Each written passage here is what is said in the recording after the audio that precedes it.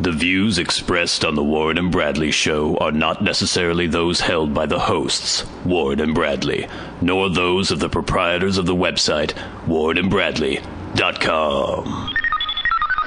5, 4, 3, 2, 1, fire!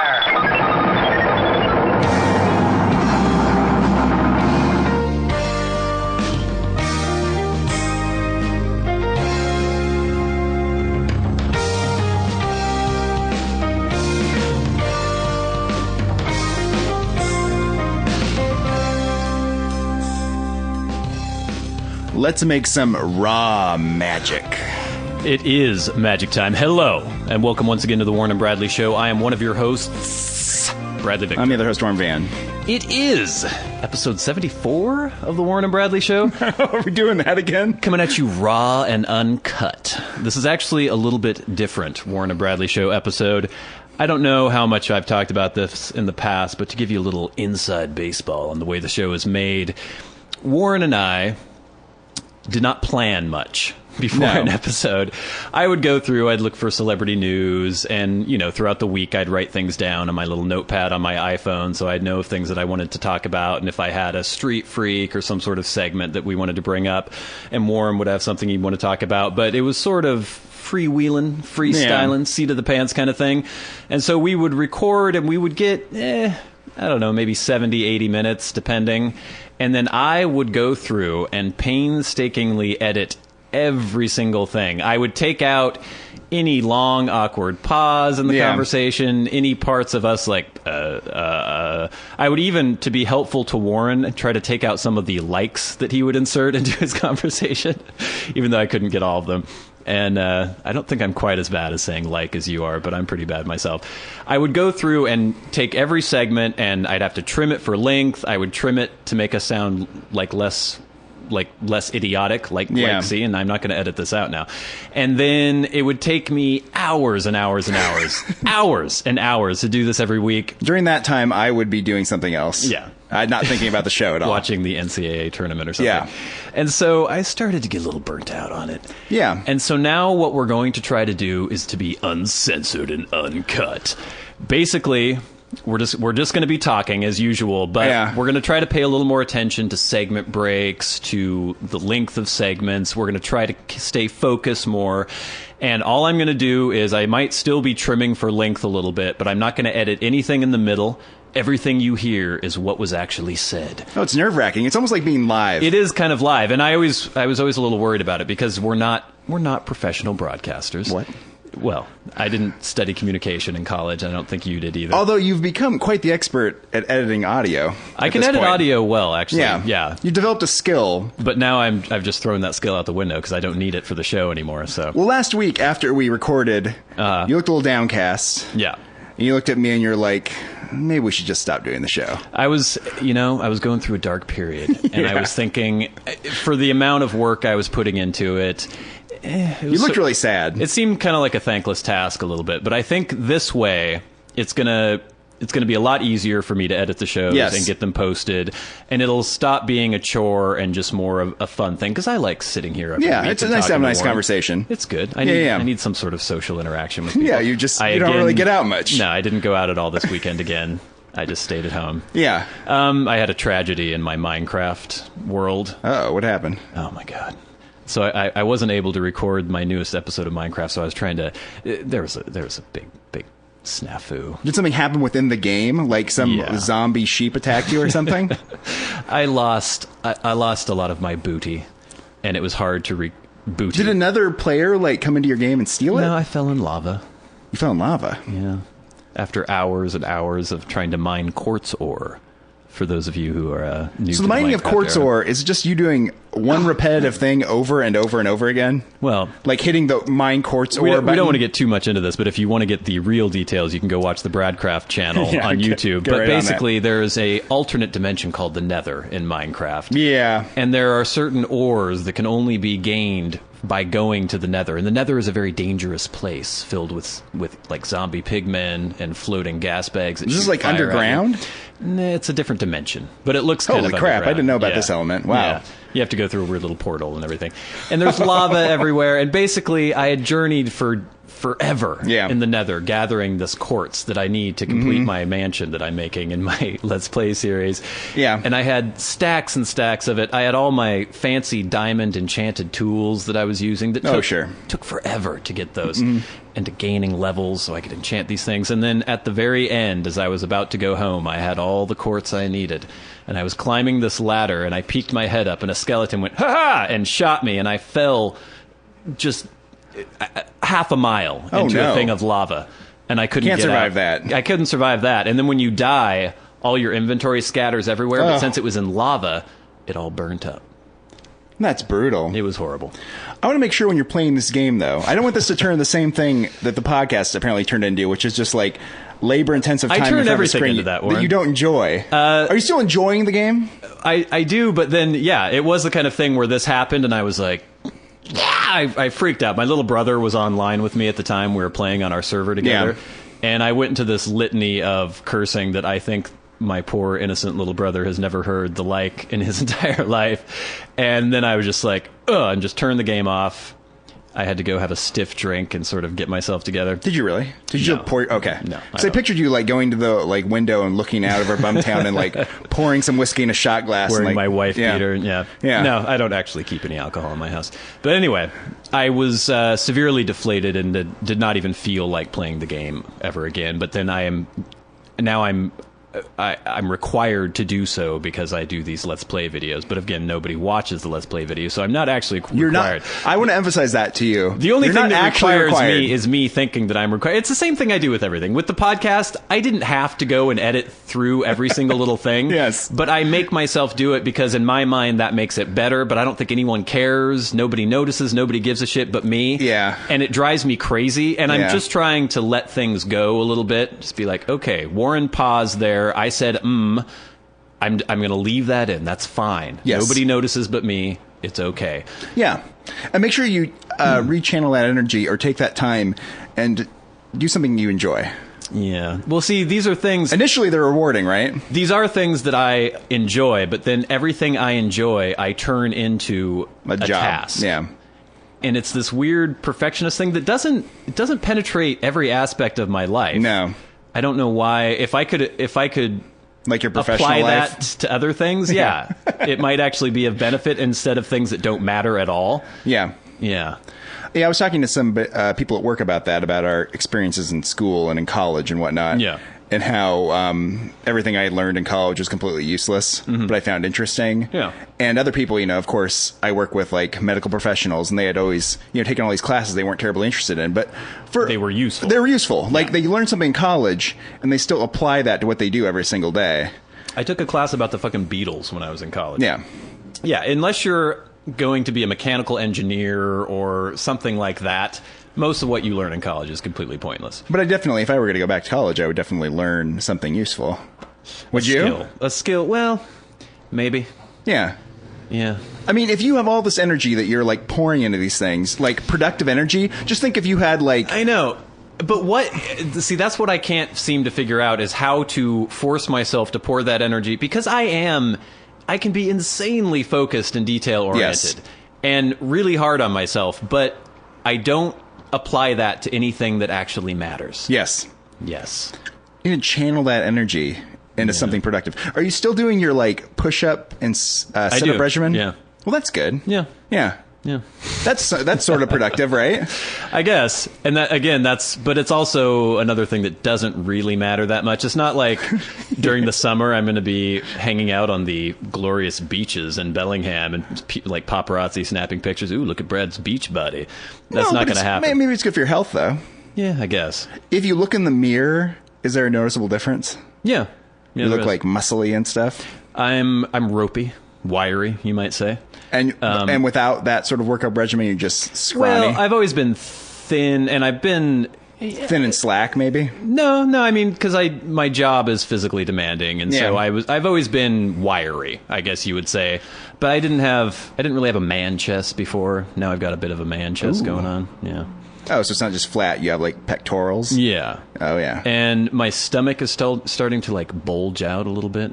Oh, like your six-pack? Yeah.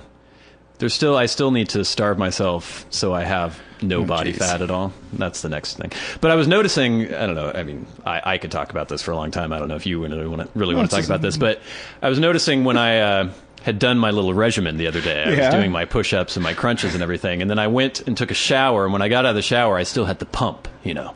The muscles were still filled with the blood from the exertion. You know how when they're a little swollen. If you're doing a Mr. Universe contest, you don't just go out and start flexing. You have to work out first to get the pump going. Yeah. And so I got out of the shower and I went, ugh, and yawned in the mirror, and I noticed on all like my shoulders and my chest, you could see all these striations of the muscle. Really? It's weird. You could actually see the like fibrous muscle tissue under the skin, and I went and flexed and almost like burst a vein in my temple when I was doing it. But I was pretty impressed with myself. Yeah, I know. But sometimes I have concerns about your weird delusions when you look in the mirror, though. You start seeing things that aren't there. Well, I either think I look really damn good or I think I look like a freak. So there's no real middle ground going on there. Yeah, most of the time you probably just look exactly the same. Probably. All right. Is that's a good segment length for you? You noticed that you were worried about, you're like, I don't know if we should go on with the segment anymore. Well, and I was looking at the time, it's like 10 minutes. 10 minutes is about right for a segment. Oh, yeah, this is good. So this is a good the stuff segment that would normally be cut out. But now you get to hear it on the Warren and Bradley Show. So I didn't have a whole hell of a lot of weird experiences this week. Didn't really get out much, actually, and interact with the people. But I had one thing that was kind of weird. You know the kind of truck I have. It's a 2001 Ford Ranger. Yeah, black. Standard truck. Very standard, very common truck. Yes. And I was driving the other day, just downtown somewhere, and this man, probably in his, I don't know, late 40s or something, just seemed fairly normal. He was also in a black Ford Ranger. Oh, yeah. Of around the same vintage, I would say early 2000s. The only difference is that he had a canopy on the back. He pulled up next to me in a light, and I saw him going, like motioning for me to roll my window down. He looked very excited. Yeah. So I rolled my window down, and he yelled out and went, "Hey! Ha, ha, ha!" Yeah. And I went, "Okay." And he went, "Truck buddies. Truck buddies, huh? You guys are truck buddies. Look at that, truck buddies." Yeah. And I went, Yes, we have the same kind of truck. And he went, "Ha, ha, ha, ha, ha." And he was immensely pleased.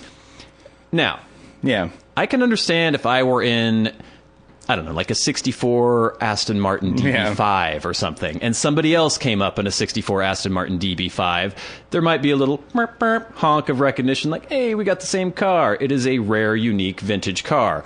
Or when I used to ride a Vespa around, sometimes other people in Vespas would give you a little, hey, it's the same kind of, if you're the motorcycle wave when you're both on motorcycles, because that's like a fraternity. That's a select group. How many fucking early 2000s Ford Rangers are driving around in this country? Was it the same color? Same color. Well, there you go. What? Come on. Does he do this to every fucking person who drives by in a Ford Ranger? Well, probably if there are two people driving along and they have the same color, same model and make of car, both people notice. You do know. So you sort of acknowledge it. It's just so everybody who's driving around in a 2008 Honda Civic honks their horn at everyone else who's in a that's like every other fucking car. Well, I mean, those cars are more common at this point. Your car's more than 10 years old. Yeah, but I see that body style of Ford Ranger everywhere. Yeah. It is insanely common. I think I was looking up sales figures once because I was looking at the cost of replacement parts are insanely cheap for this car. Yeah. And I was trying to see, okay, I know that the Ford F-150 was the most popular vehicle sold in America for quite a few years. I think it's the most popular vehicle in the world. I think it might be. Yeah. And the Ford Ranger was right up there at the time when it was being sold. Like, there were hundreds of thousands of these things out on the road. And I see, I don't know, dozens and dozens a day just driving around Bellingham. I just don't understand. If he has to do this every time, you think he also pulled up next to you, right, at a light?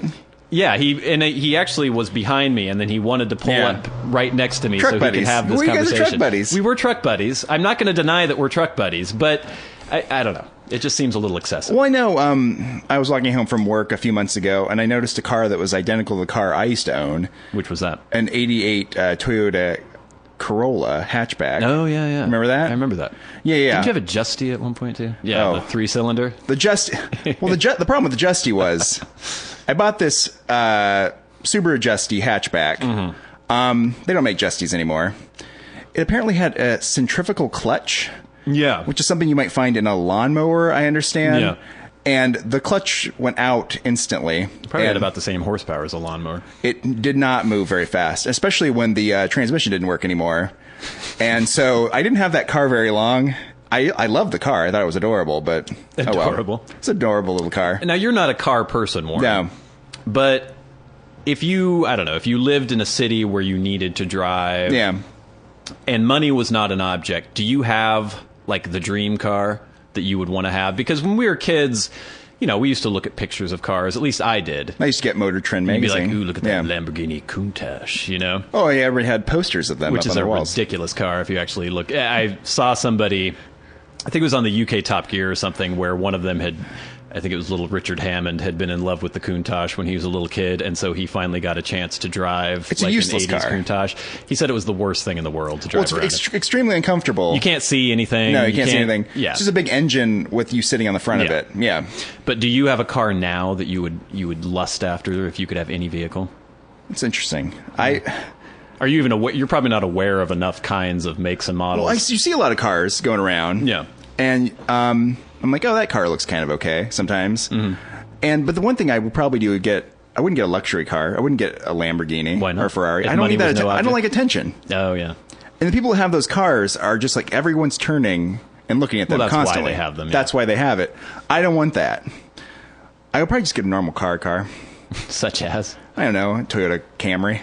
Toyota or something. Camry. God. Or a Honda Accord, just drive around. So boring. No, maybe an SUV, just in case it snows, and I'd have four-wheel drive. I kind of prefer the two-wheel drive in the snow. Front-wheel drive, put chains on the front, you can go everywhere. It's light.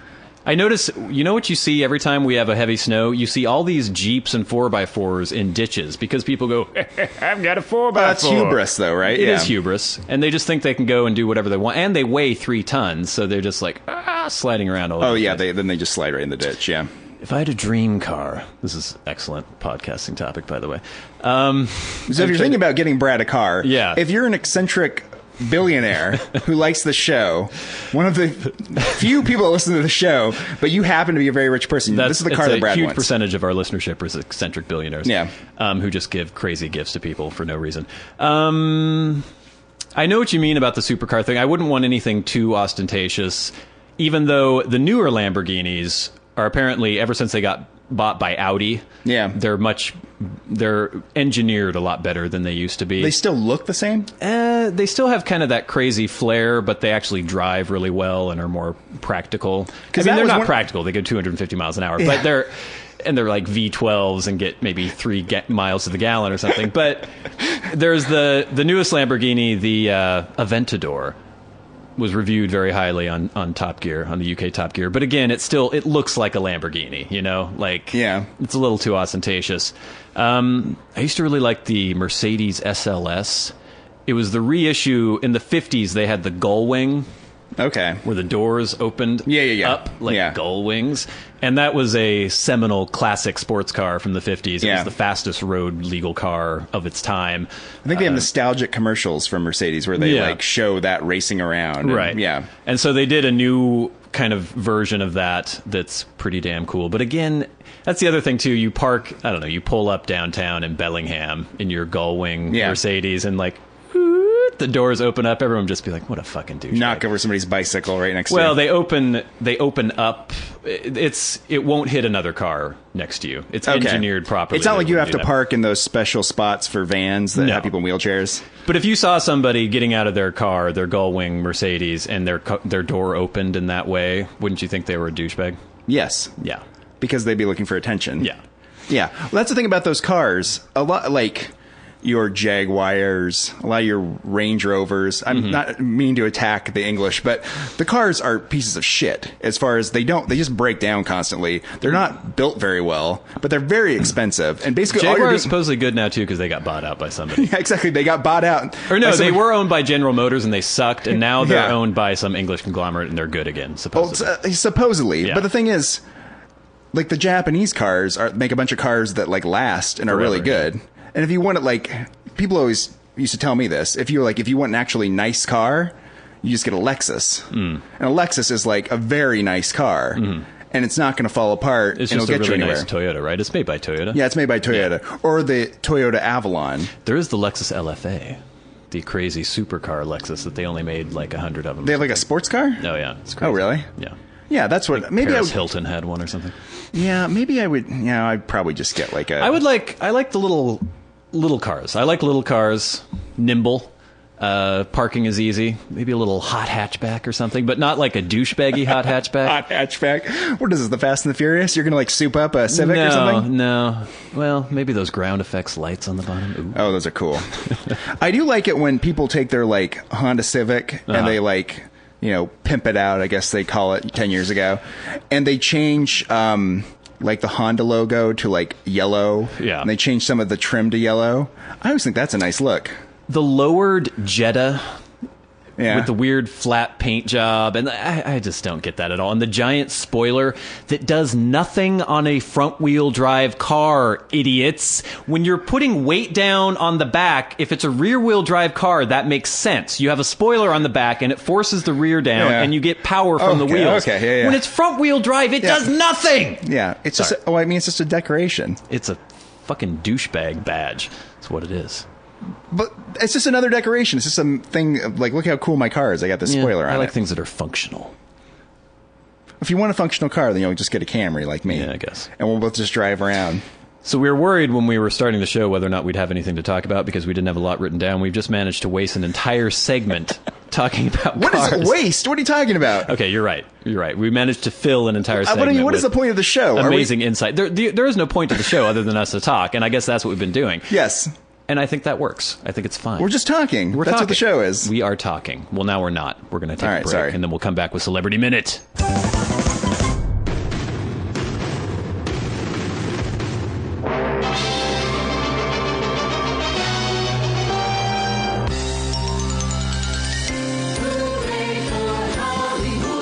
Celebrity Minute on the Warren and Bradley Show.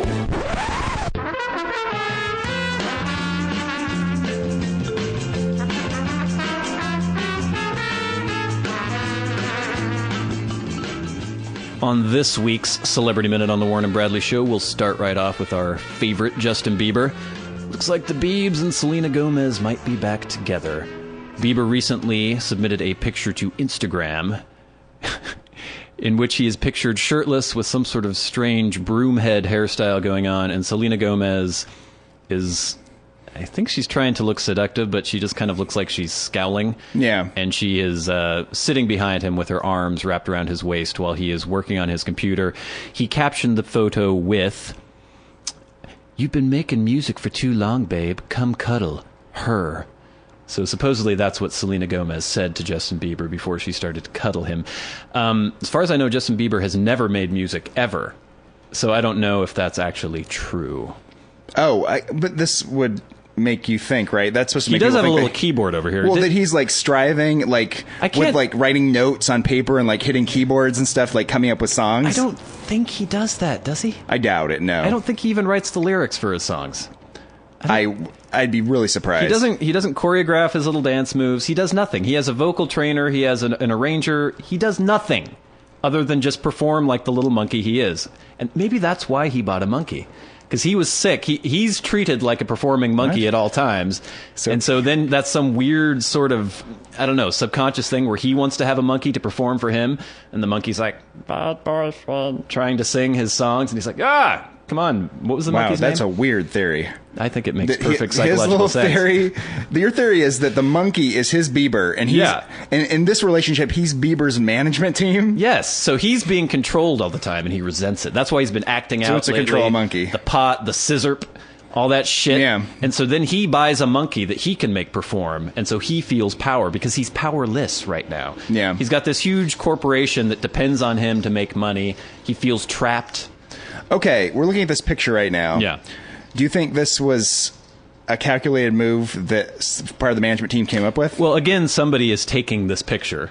Yes. Unless they set up a tripod and put a camera on it and took this picture. We'll post this on warrenandbradley.com if you want to take a look. But that's the thing about it, though, right? It's supposed to look like a candid moment. A candid moment in their private life. Obviously, he was working away on his... Obviously not a candid moment in their private No. life, because someone is in the room and he has a shirt off and they're taking pictures of them. Yeah. And then they're putting it on the internet. Who knows if they're even back together? Supposedly they were kissing backstage at a concert in Norway or something like that. But I can imagine his publicist calling up Selena Gomez's publicist. She just had the movie Spring Breakers out, so she probably wants more publicity for the film. Come on over, we'll do a photo op. Bieber, take your shirt off, sit at the computer. It's all completely manufactured. But speaking of Justin Bieber... Oh, no.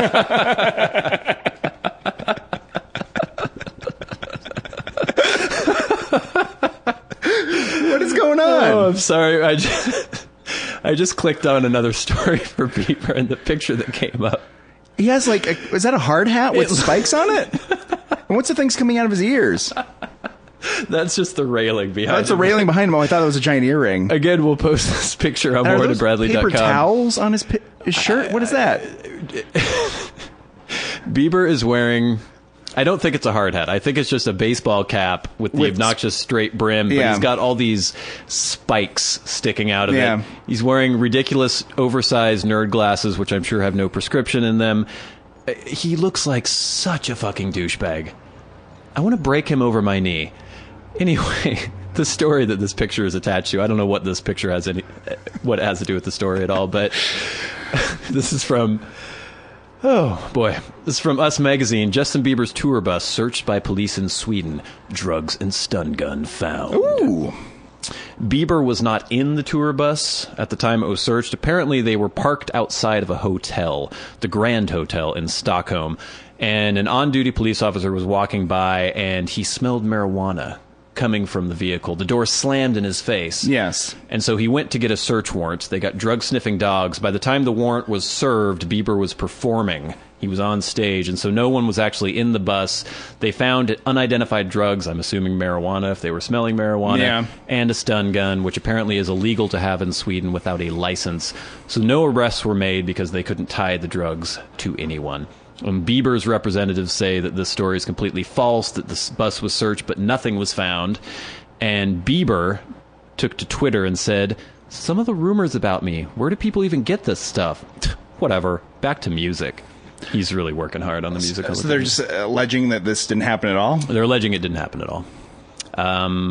I don't know that the Swedes are ones to plant drugs in Bieber's tour bus, especially if no arrest was made. Why would they pretend that there were drugs in the tour bus? I like to think of some renegade cops in Sweden that are just trying to shake Bieber down, so they plant drugs in his bus. There was that crazy detective in England in the 60s who was just constantly going after pop stars in the 60s. He got George Harrison, he got members of the Rolling Stones, he got all these people, and he was planting drugs. I mean, they all had drugs anyway, but he was also planting drugs. I can't remember what his name was, but it was a huge scandal at some point.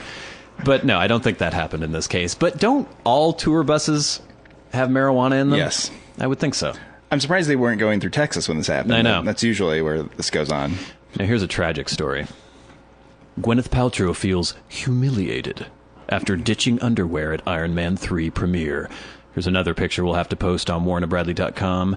Gwyneth Paltrow walking the red carpet at the Iron Man 3 premiere wearing a weird dress. That's not a good look. That's going to be in the magazines, and they're going to say that was a failure. Write a fashion police caption for Gwyneth Paltrow. I don't understand. I mean, I guess we're talking about it. It was in Us Magazine, but... What happened? I don't know. I mean, obviously this... we'll describe the dress for people who are too lazy to look on warrenandbradley.com.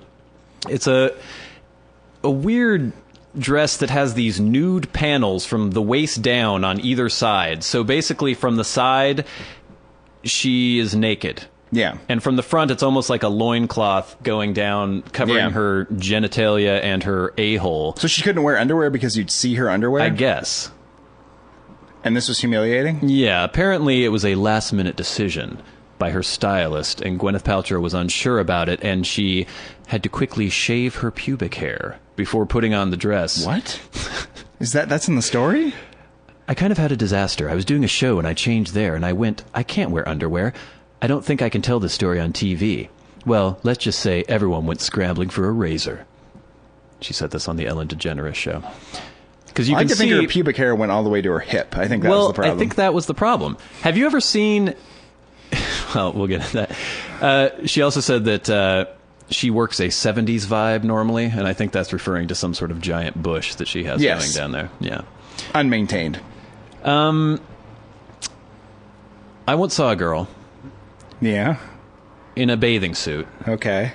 Just on the beach. I was probably 12 or 13, and at that time I was often paying a lot of attention to girls I saw in bathing suits. Formative years, yes. Formative years.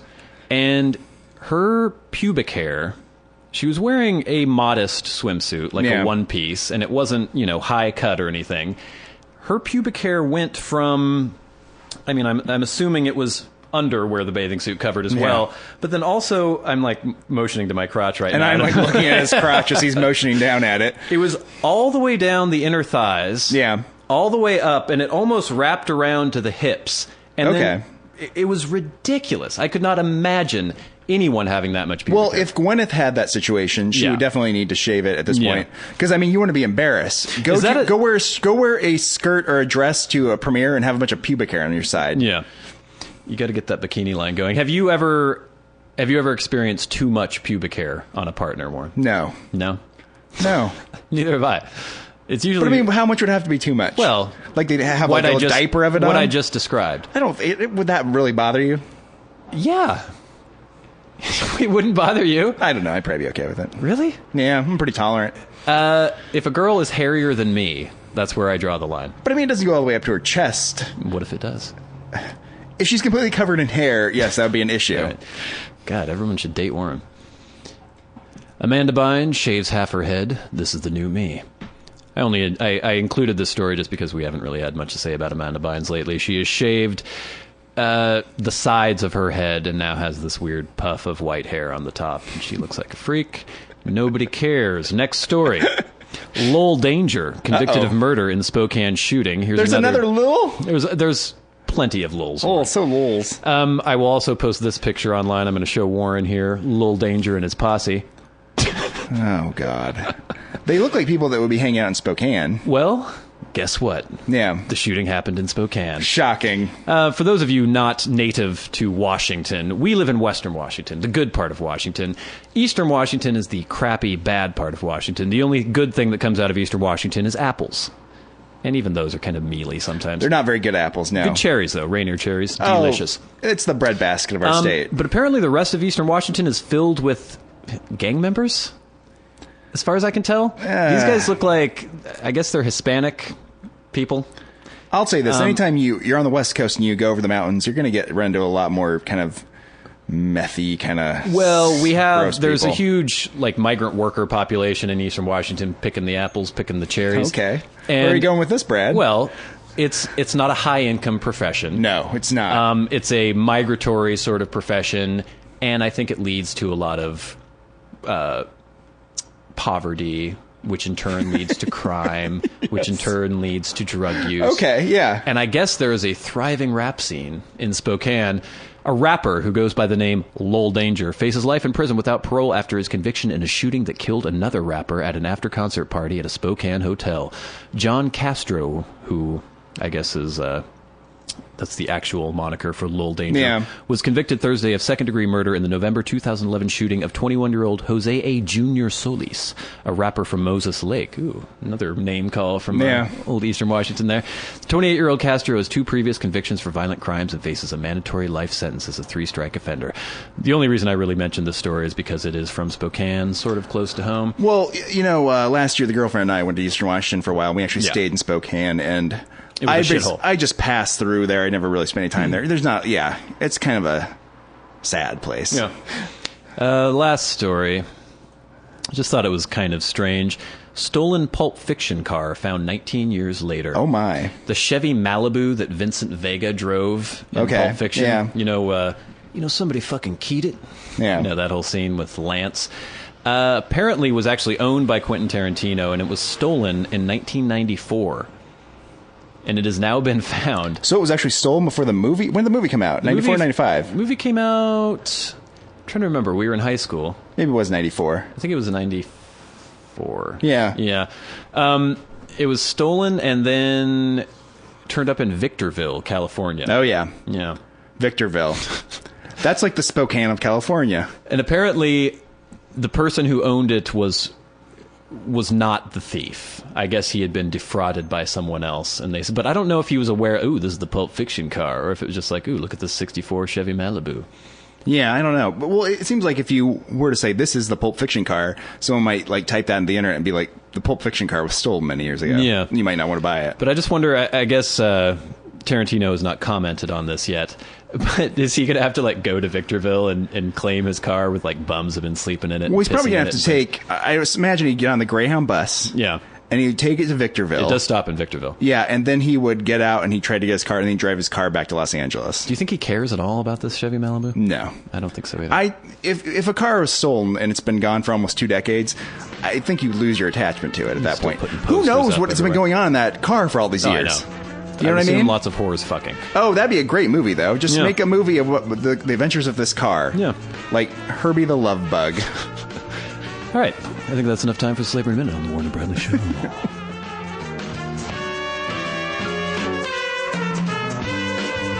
This has been Celebrity Minute on the Warren and Bradley Show.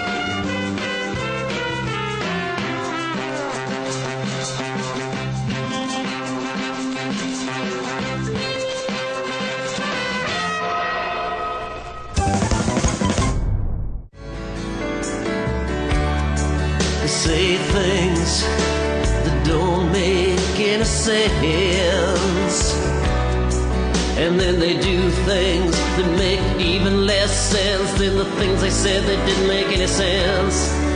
Oh, they want you to buy them fancy jewels, but when you give it to them, they say you're a fool. Whoa, whoa, whoa, whoa, whoa.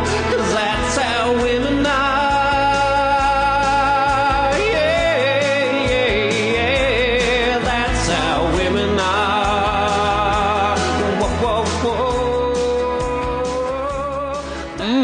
Haven't heard that in a while, have we, Warren? No, I didn't hear it at all. You have to pretend that you can hear the bumper music. Okay, that was a great song. Oh, my God. It's time for That's How Women Are. We've had That's What Men Are Like Misogyny lately. Moment, I believe it's known as. No, I think it's called That's How Women Are. Okay, let's see what happens now. We had a That's What Men Are Like segment, I don't know how long ago. A while ago, where we were talking about how men aren't as violent as often presupposed. Yes. You know, and you agreed with me. Don't pretend, Warren. I know where this is going. Well, the other day I witnessed an altercation between a man and his girlfriend. Nothing serious, but he had done something or said something and she was annoyed. And she just started pummeling him. Yeah. Just pummeling him as hard as she could. Of course, even though he was a little guy, she was even littler. And she's female. Doesn't have a whole hell of a lot of upper body strength. Did not do much damage to the guy, and he was just like, "Ugh, stop it. What are you doing?" And she was beating on him. Yeah. And I guess she worked out her aggression, and she went away, and it was fine. But it made me start thinking about all the times I've seen girls hit men or slap men or smack men. And I was thinking about female friends I have where, I don't know, you'll accidentally trod upon their toe, and they go, "Hey, and like smack you as hard as they can. And of course, it doesn't hurt. It doesn't matter. And so you don't think of that, oh, you just assaulted me. You're just like, all right, whatever. But that's the point of it, right? Because it doesn't hurt, so it's not a big deal. Well, and it's interesting because sometimes they're trying as hard as they can. And I don't know if they're so aware of their power that they realize that it is not something that anyone need fear. And so they just throw it around wildly. Yeah. But... And I think we mentioned this in the That's What Men Are Like segment, where men, at least the good ones, are aware of the fact that if they beat somebody, they can do damage. Okay. And so you have to control your physical violence a little more. Like if Warren and I were to scrap, one of us, maybe both of us, would not come out unscathed. There'd maybe some blood drawn, there'd be some bruises, some cracked ribs, maybe a damaged rotator cuff. I don't know. Some things would happen and it wouldn't be pretty. If Warren and his girlfriend, well, not if you were to scrap with her, but if she were to beat you, you would come out of it with maybe some tiny little knuckle marks somewhere on you. I don't know. She has little feet. Little feet? Or is she kicking you? Little hands. Yeah. But maybe, I don't know, if the surface area is small. It's sharp. Sharp. Yeah, I'd probably be fine, though. Maybe just a little more tenderized somewhere. I'm not super worried about it. Yeah. So it's interesting. So I decided I would look online to see if there are any studies to see, because there's always the presupposition that men are more violent than women. And I think there's no question that male violence is much more destructive than women violence and much more dangerous. But are men inherently more violent in tendency than women? And so I looked for some studies, and of course, if you ever want to prove anything, you can find something on the internet that will prove Nothing that it's has the case. proved that more than this segment of this show. Yes. So I looked around and I found some studies. This is actually from the Independent UK. And the study says women are more violent, says study, which is redundant. Bruised and battered husbands have been complaining for years. And now the biggest research project of its kind has proved them right. When it comes to domestic confrontation, women are more violent than men. This was a study based on an analysis of 34,000 men and women by a British academic. And apparently they determined that women lash out more frequently than their husbands or boyfriends, and are also more likely to engage in psychological aggression. Okay. Yeah, I agree with that. Probably. And apparently female aggression tends to involve pushing, slapping, and hurling objects. And also said that men are more likely to injure their partners than the women when the violence erupts, which I think is self-evident. But yeah, it was strange. I think it was out of these 34,000 people who took part in the study, 58% of the people who initiated violence were female. Okay. So that was a significant percentage, 8% more than the men. But again, it all gets back to the consequences of the violence. Exactly. You can do any sort of weird behavior you want to. Like, I can sit in my room and punch away at nothing. Yeah. And people will be like, that's very violent behavior. Yeah. No one's harmed, and it completely doesn't matter. Yeah. Some small woman may, like, punch me in the back a few times, and it doesn't hurt me. Right. Whereas if I turned around and clubbed a woman in the face over and over and over again until she was unconscious, and they could be like, well, she initiated the violence, she punched him in the back. Yeah.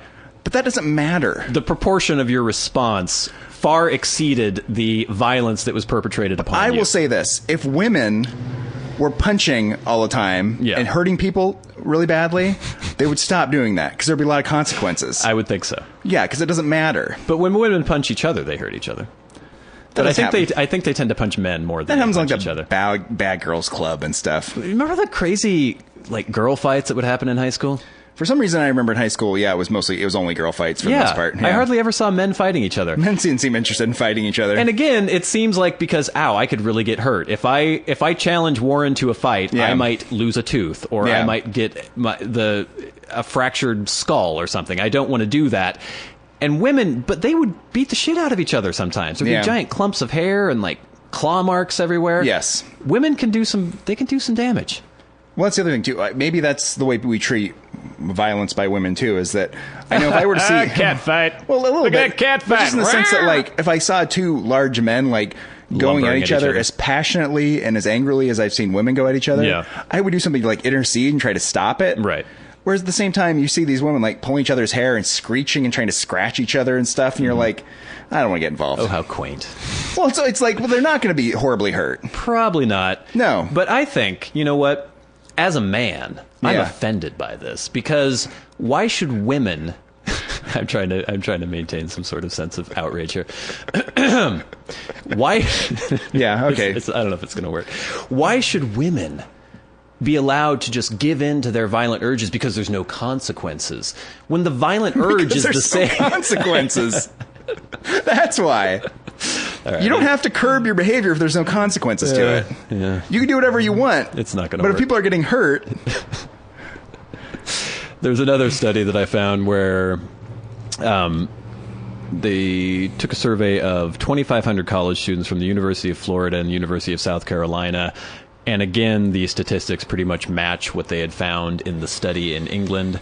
I think that of people who reported perpetrating physical violence, 32% of them were female, compared to 24% who were male. That doesn't make sense. The percentages don't add up. Well, not everyone's reporting they initiate violence. And apparently women were more likely to stalk people than men were. And again, that's less the kind menacing, of thing, though. It is way less menacing. So if you have some girl stalking you, you're like, there's a girl stalking me. Unless it was the Hugh Jackman situation where you get a razor filled with pubic hair thrown at you at the gym. Other than that, you're just kind of like, all right, there's a girl stalking me. When you have a creepy guy stalking you, knowing that the chances of him killing you and skinning you and sewing your skin into some sort of weird woman costume are pretty high. Well, the first part maybe, but the sewing maybe not so much. You've seen Silence of the Lambs. Yeah. It puts the lotion on it. Okay. It's just more frightening. If Warren, if you were to stalk somebody, it is more dangerous. If I'm like lurking around some woman's like car at night and like looking in her windows and stuff and calling her at all hours, there go the sunglasses. I'm jerking my head around violently as I'm saying this. That's much more threatening, and there's much more of a potential for violence. Like I might sexually assault this person, or I might beat them or attack them. You've given this a lot of thought, haven't you? Or I might fight someone else about it. Yeah. Where if some woman's just like lurking around, like looking longingly at your window, it's unlikely that she's going to come in and start like trying to like sexually assault you. You wouldn't feel unsafe if that were the case. No, I mean I'm sure this happens occasionally. I'm sure right? a girlfriend would be kind of annoyed by that. I just ignore the stalker. I just like pull down the shades and be like, the stalker is going to be staring at us. But yeah, it's not that big a deal. So I mean, you could have 100% more women stalking men than men stalking women. It would still be worse if the men were doing it, because the consequences of the men doing it is much worse. Right. I mean, my point in bringing this up for That's How Women Are segment was to feign outrage. And try to draw some humor out of that, but I can't even feign outrage about this because who cares? And maybe that is sort of condescending. Maybe that's a sexist viewpoint. Maybe women are like, hey, we can do just as much damage as you men. But it's not true. They're not anywhere near as strong as us. Yeah, and that's the thing. I know we discussed this at one point earlier, that if a woman is in a relationship, she's being beaten by a man, we get, we like try to resolve that situation. Yeah. And really, if we hear about a man being beaten by a woman, you start laughing. And laugh. But I mean, I'm sure that dynamic, there's a horrible dynamic that occurs sometimes. Yeah. That needs to be resolved. Well, and we're talking about broad generalities. I mean, there is the occasional tiny little man and the occasional very powerful woman, and if they get matched up together, I'm sure she could do some damage to her partner. In fact, in one of these studies I was reading, they had mentioned how John Wayne was beaten by his wife at one point. And again, you laugh. And how, who else was it? I need to look this up, actually. But, Conchita Martinez. It wasn't Humphrey Bogart involved? Humphrey Bogart. Yeah. Humphrey Bogart was beaten by his partner at some point. Abraham Lincoln got his nose broken with a piece of wood by Mary Todd. But this is the other thing with domestic violence. There's this battered woman syndrome, right? Yeah. Where they keep going back and they, and people are like trying to break this cycle of abuse. Yeah. Does that exist in men? I don't know. I mean, men make just as many bad decisions in terms of relationships and often have horrible cycles. But again, if you were that little man and you kept going back to the giant woman who was constantly beating you up and stuff, I don't know if that goes on that much. I don't know. It must not. But it's the same kind of thing. Like I've known men who are always in these really chaotic relationships where the women do like lash out at them and stuff, but because they're men, nobody would look at that and be like, why does he keep putting himself in that situation where he gets hurt? Because he's not getting hurt. He's living a horrible life. He's surrounded by chaos and is just crazy all the time. But he's not really looked at it as a victim in that situation. No. It's more like, why don't you just move on? Yeah. Yeah, you need to like stop. Why would you want to be around this person who's insane? But if it were the man who's constantly beating the woman, then yes, the woman has been victimized over and over. Why does she keep putting herself in this position? It's interesting. I guess the only conclusion we can draw from this is... good. A conclusion. We're ready to wrap up. Don't edit that out. I can't. Isn't that irritating? The only conclusion we can draw from this is women more violent than men, but nobody gives a shit. And that's how women are? Yeah, they like to put pretty purple panties on. And then they turn around and tell you that every little bit of thing you've ever done is always wrong. Well, they like to cry when they stub their little toe. But no, they don't cry when they tell you to go. No.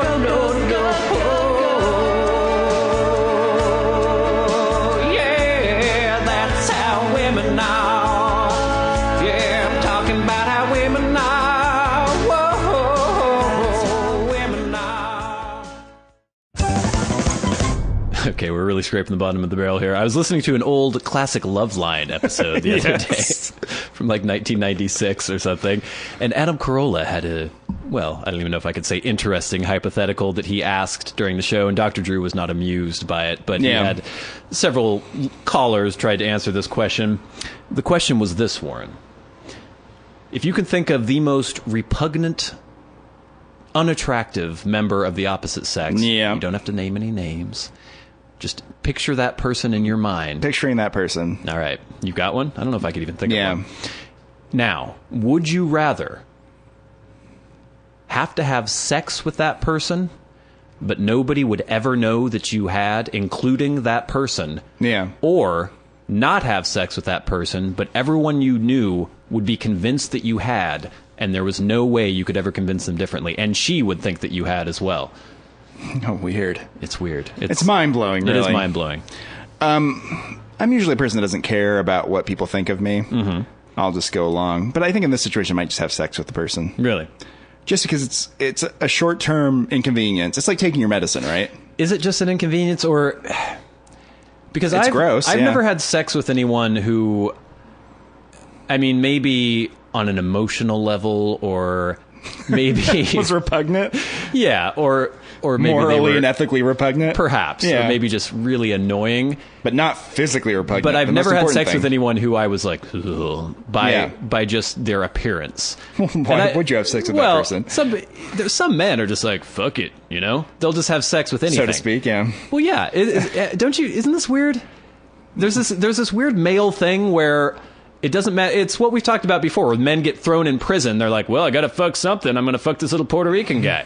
You don't have to. But some men are of that opinion, like, well, I got to have sex. So there's this horribly unattractive woman, and just the fact that she's willing to have sex with them, they're like, well, it's sex. Sex is sex. Sex is sex. Sex is not sex if it's with somebody who's horribly unattractive. Anyway, that's always been my opinion. And my track record has been pretty damn good for the most part. So I have never experienced, the bearded woman or some, just horribly disgusting female that I've actually had to like touch the flesh and fornicate with this person. So it's hard for me to imagine if I could even have sex with that person. That would be my concern, right? Yeah. Could you perform sexually? I wouldn't think so. Because one thing to have sex with someone that you're not necessarily attracted to, but is also like, you don't care either way. Yeah. It's another thing to try to have sex with someone who's actually repulsive. Who's actively repulsive, yeah. That's like harder than having sex with nothing. There are people who I could see them walking by and I'd go and involuntarily shudder. Yeah. And it's not me. I'm not consciously trying to insult them. I mean, obviously I don't say anything to this person, but it's just it's an instant reaction, completely divorced from my higher brain functions. I just go, oh God. And if I had to fornicate with that person, and I'm assuming there's probably odor involved and lots of body hair, maybe sweaty skin folds and things like that. I don't know if I could do it because it's a bad thing. Okay, let's get back to it. That part is bad. Yeah.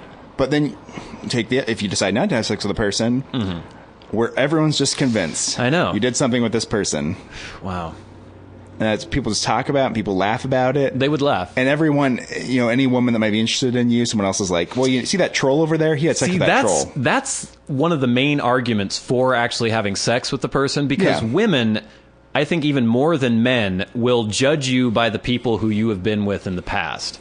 If girls see you out with somebody who's really attractive, someone they think is attractive, they're like, well, if he can get that girl, even if you're ugly as fuck, if you're with a really hot girl, well, there must be something about him, or this really hot girl wouldn't be with this person. But if they see the troll doll and you had sex with her, even if you didn't really have sex, but everyone's convinced that you had sex, and they'll be like, okay, this guy's fucked. I don't want to have anything to do with him. He had sex with the troll doll. Okay, I'm going to turn this hypothetical around and blow your fucking mind. Do it. Okay, let's say, on the one hand, you can horribly and violently beat someone, and they're horribly injured and in a lot of pain, and no one knows about it, and everyone just thinks that person was in an accident. And even the person who's beaten. Even the people who were beaten just thought they were in an accident, and they're still in pain, and it was horrible and everything, but no one thinks any ill of you or anything. Right. Or you can not beat that person. And everyone thinks you did. And have everyone think... And have that person be fine, but have everyone else think that you did something awful. Would there be legal ramifications? Would you be arrested for assault? Well, first we'll go without legal ramifications. Wow. So actually, what you're doing at this point is this somebody who would be within our social circle? It'd be somebody who your friends would know. No, or just any regular, a normal person. So if it's a stranger and no one who I know knows this person, and they're like, I heard you beat the shit out of this guy, I could lie to them and say, well, he attacked me with a knife. No, this is the thing about it. The hypothetical is people think you just beat that person. Okay. You just beat this poor woman. A woman? Yeah, it's a woman. Oh. You beat this poor woman because she wouldn't have sex with you. Everyone thinks it's true. Everyone's sure it's true. Well, that would be way more damaging than having everyone think that I had sex with an ugly woman. And so, but then I would be forced to beat a woman? The other option is you would have to actually beat the woman. There's no good option here. What are you going to do? I couldn't beat a woman, but then at the same time, I would hate people thinking that I had. Yeah. People probably do think I have. But this gets back to it. It's like, you can do the right thing. And the right thing for you to do is not beat the woman. Yeah, and take the consequences. But be shamed for the rest of your life because you saved this person a beating. Or you could beat this woman and just like have no consequences whatsoever. Would the person beaten, would they have to be beaten to such an extent that they had physical problems for the rest of their lives? They'd kind of limp around, back issues, a lot of reconstructive surgery. It's a bad beating. I would say right now, I could not violently assault a woman in that way. There's just no way I could will myself up to do it. Yeah, you have to not do the beating, right? Yeah. The other thing is you would always know you would beat this woman to save yourself. Yeah. Yeah. Yeah, there's no way I could do it. What about you? No, I wouldn't. You can't do it. But I think that's the thing where it's like you go back a level and you take having sex with the ugly person is like sort of outside the realm of any consequence for anyone else, really. It's just you having to do something gross or you having to live with like shame for years. Yeah. And I think doing something gross for a little bit is better than having these long consequences for years. Okay, I'll say right now, if I could do it, if I could get myself to perform, then I would have sex with the ugly woman. And you would as well? Yeah. I think... And I think this was Adam Carolla's theory when he was first posing this question back in 1996 on Classic Loveline. Yeah. That men were much more likely to say that they would than women. Yeah. Do you agree with that statement? Probably. Because women are like, ew, a gross guy, no way. But men will be like, yeah, I guess. Okay, this is the thing. I think men are more likely to say they'd have sex with a gross woman, and women are more likely to say they wouldn't have sex with a gross man. But I think if it actually occurred, I think the women would definitely have sex with a gross man, and I think the men might wuss out on having sex with a gross woman. Interesting. Yeah. Well, if you are a listener and you've had sex with a gross man or a gross woman, and everyone knows about it or nobody knows about it, write to podcast at warrenandbradley.com. Let's answer this question. Let's see if we can get some sort of gender gap going between the answers We will here. keep your answers anonymous. All right, so that was the experiment, the uncut live, well, not live, sort of live version of the Warren and Bradley show. We could live stream, I guess, but I'm not going to. Why would we want to? Yeah, that'd be weird. It's hard enough to get people to download the show. We're not going to have tune in at 9 o'clock Pacific time. That's not going to happen. So, that's enough time for the Warren and Bradley show this week. I've been one of your hosts, Bradley Victor. I've been your other host, Warren Mann. Saying, keep it raw.